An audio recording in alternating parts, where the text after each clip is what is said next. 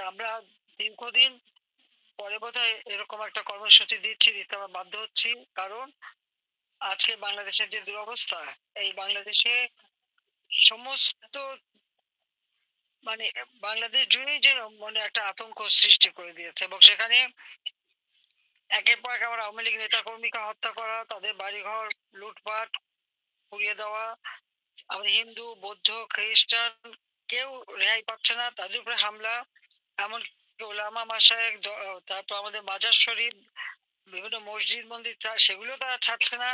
মানে চরম ভাবে মানবাধিকার লঙ্ঘন করে যাচ্ছে, তার উপর রাষ্ট্র চালাতে সম্পূর্ণভাবে ব্যর্থ।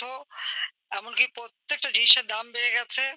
আমরা এই জুন মাসের 30 তারিখে 7,97,000 কোটি টাকার বাজেট দিয়ে আসলাম, অথচ 4-5 মাসও গেল না, টাকা নাই, পয়সা নাই। এমনকি আমাদের সোশ্যাল সেফটি নেটের যত কাজ, বয়স্ক ভাতা, বিধবা ভাতা, প্রতিবন্ধী ভাতা সব বন্ধ করে দিয়েছে।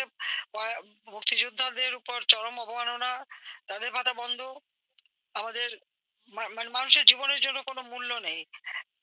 প্রত্যেকটা থানায় আক্রমণ, থানা জ্বালিয়ে দেওয়া, থানার মধ্যে পুলিশটাকে তাদেরকে পিটিয়ে মারা, এমনকি একটা অন্তত পুলিশ কনস্টেবল বারবার মাপ চাওয়া সত্ত্বেও তাকে হত্যা, এবং যাকে যেখানে পাচ্ছে কোপাচ্ছে, হাত কেটে দিচ্ছে, মারছে। এবং আওয়ামী লীগের তো অগণিত নেতা কর্মী, প্রায় আমরা এই পর্যন্ত প্রায় 400-র কাছাকাছি নাম পেয়েছি যাদেরকে নির্মমভাবে হত্যা করেছে। তার উপর কয়েক হাজার, 5,000-20,000 মতো আহত। এমনকি ছেলেকে পাইনি, মাকে কুপিয়ে মারি, অথবা মা আরেক জায়গায় দেখলাম মাকে অ্যারেস্ট করে নিয়ে গেছে। মা, চাচি তাদেরকে আগুন দিয়ে পুড়িয়ে মারা, বাপ ভাই কাউকে ছাড়ছে না। এইভাবে একটা অরাজক পরিস্থিতির সৃষ্টি, সারা দেশ যেন আতঙ্কে গ্রস্ত। তার উপর আবার মরার উপর খাড়াগা, প্রত্যেকটা জিনিসের দাম যেমন বেড়েছে, তারপর আবার ভ্যাট, ট্যাক্স, সারচার্জ দিয়ে মানুষের পকেট খালি করা। একদিকে জনগণের উপরে ট্যাক্স বসাচ্ছে, অপরদিকে আমাদের সেই সুদখোর ক্ষমতা দখল করে ইউনূস সাহেব সবার উপরে ট্যাক্স বসাচ্ছেন। আবার সবাইকে বলে ট্যাক্স দিতে। বাবা, তুমি নিজে ট্যাক্স দাও না, আবার অন্যকে ট্যাক্স দিতে বলো, এটা কোন ধরনের কথা? একটা লজ্জা বললেও তো একটা কথা থাকে। সাধারণ মানুষ ট্যাক্স দেবে, আর ব্যবসা বাণিজ্য তো সবাই বন্ধ। 26 বিলিয়ন আমাদের রিজার্ভ রেখে আসলাম, অথচ এলসি করতে দেয় না। একের পর এক ইন্ডাস্ট্রি বন্ধ হয়ে যাচ্ছে, অনেক ইন্ডাস্ট্রি আগুন দিয়ে পুড়িয়ে দিয়েছে। আর আওয়ামী লীগের নেতা কর্মীদের যা ছিল, ব্যবসা প্রতিষ্ঠান, ঘর বাড়ি, সবই তো।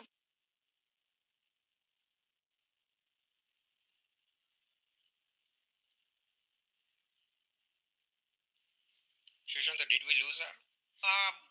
নেত্রী, কানেকশনটা সাউন্ড আসতেছে না আপনার। নেত্রী বলছিলেন ওনার নেটওয়ার্ক একটু সমস্যা, তো আমরা অপেক্ষা করছি, দেখি। আচ্ছা, আমরা অপেক্ষা করি। নেত্রী, আপনার সাউন্ডটা লস্ট।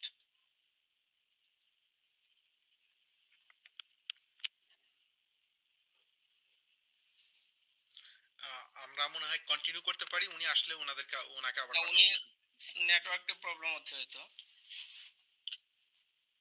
না, মানে এর পরে তো আর কোনো কিছু বলার নাই। উনি খুব কুইকলি এবং খুব চমৎকারভাবে সামারাইজ করছেন কেন এই ফেব্রুয়ারি মাসের কর্মসূচি, তাই না? একদিকে তুমি আওয়ামী লীগের, ছাত্রলীগ, যুবলীগের সবাইকে ঘরবাড়ি ছাড়া করছো, পুড়িয়ে দিচ্ছ, তাদেরকে করছো।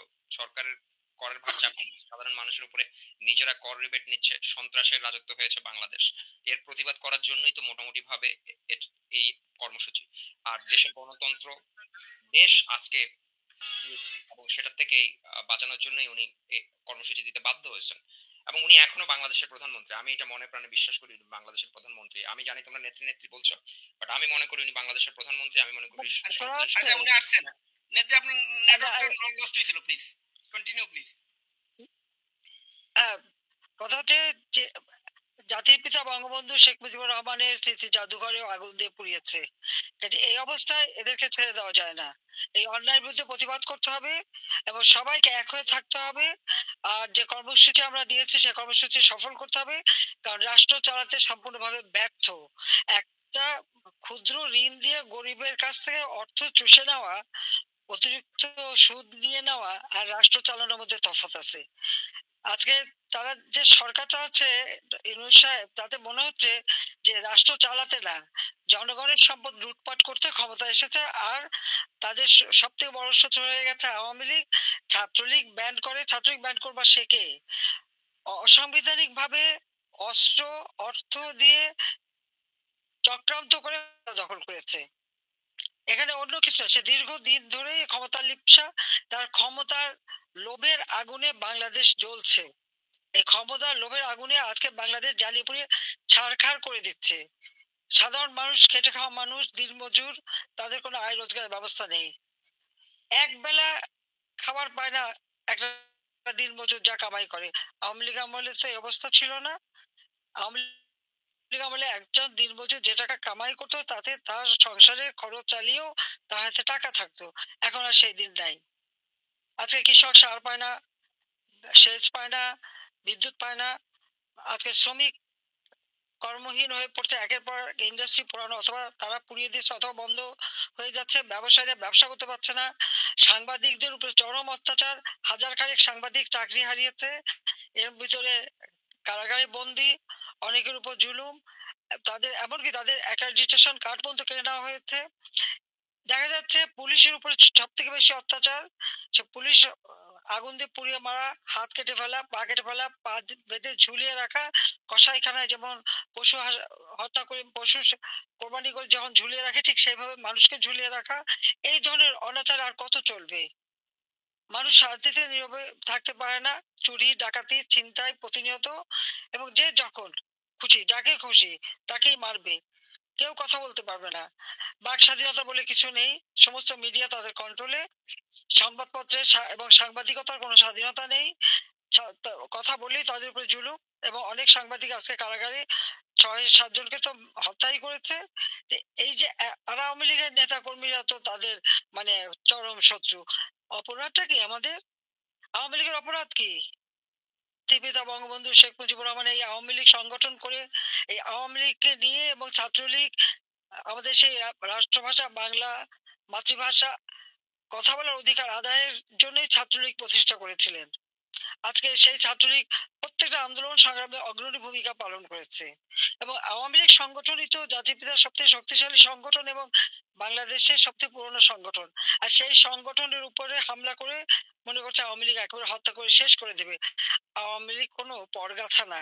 আওয়ামী লীগ কোনো অবৈধভাবে ক্ষমতা দখলকারীর পকেট থেকে বের হয়নি।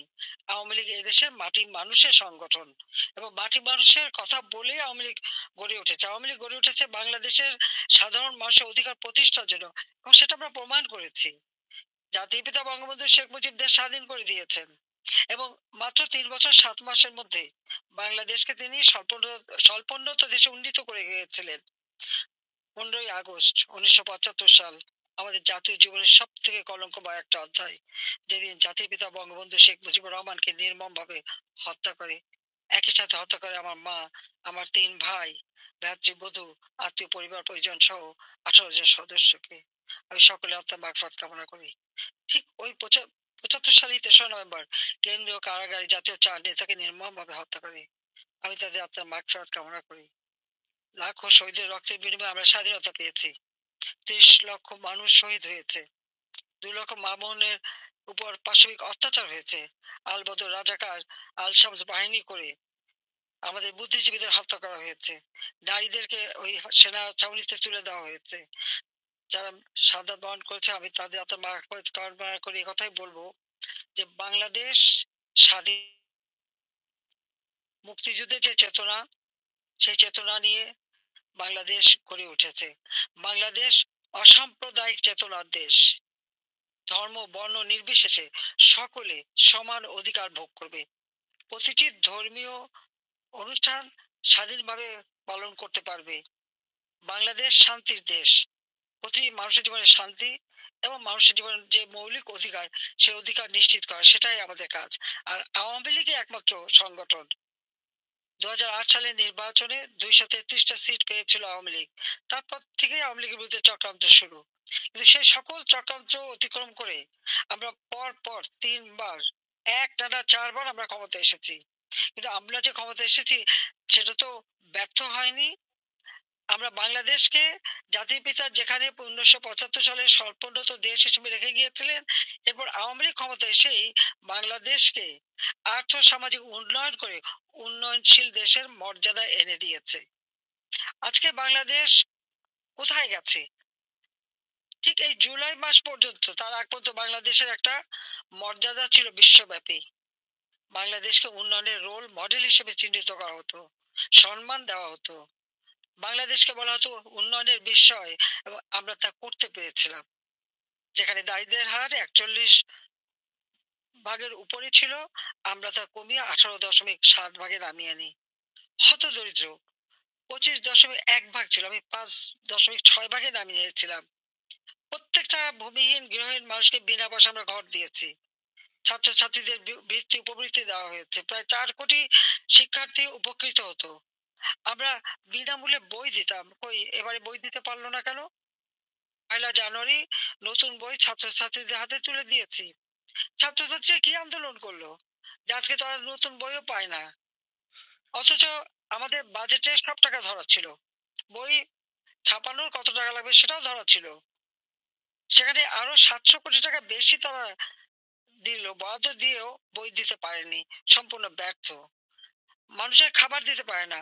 আমরা ইনফ্লেশন 8 থেকে 9 ভাগের মধ্যে ধরে রেখেছিলাম, আজকে 14 ভাগের উপরে। প্রত্যেকটা জিনিসের দাম বেড়েছে। হ্যাঁ, এখন শীতকাল, শাকসবজির একটু দাম কমেছে, কিন্তু তাতে মানুষের আয় তো বাড়েনি। কিন্তু আমাদের সময় মাথাপিছু আয় আমরা 2793 মার্কিন ডলার উন্নীত করেছিলাম। আমাদের প্রবৃদ্ধি আমরা 7.025-এ অর্জন করি 2023-এ। 2400 আমাদের যে প্রান্তিকে আমরা আওয়ামী লীগ ক্ষমতা থাকতে 6.04% আমরা প্রবৃদ্ধি অর্জন করেছিলাম। আজকে সেই নোবেল লরেট ইউনূস সাহেব ক্ষমতা এসে সেই প্রবৃদ্ধি ওই একই প্রান্তিকে কমিয়ে এনে 1.81 ভাগে নামিয়ে আনে। দেশকে এগিয়ে নিয়ে যেতে দেয়নি, পিছিয়ে দিচ্ছে।